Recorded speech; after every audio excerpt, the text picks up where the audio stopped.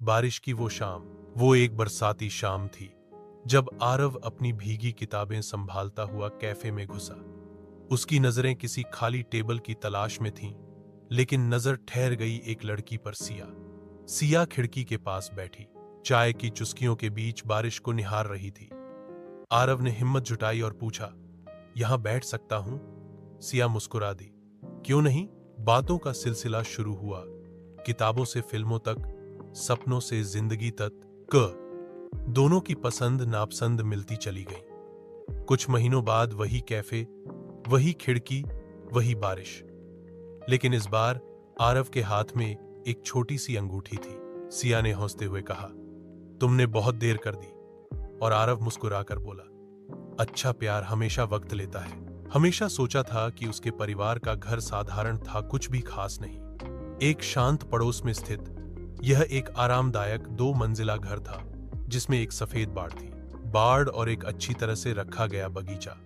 फिर भी जैसे ही वह एक दोपहर धूल भरे अटारी में घूम रही थी, उसकी नजर कुछ असामान्य पर पड़ी।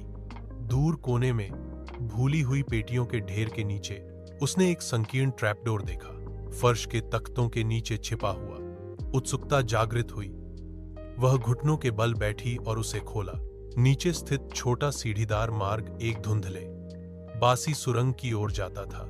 दीवारें पत्थर से बनी थीं और एक हल्की, ठंडी हवा गहरी गहराई से फुसफुसाती हुई प्रतीत हो रही थी।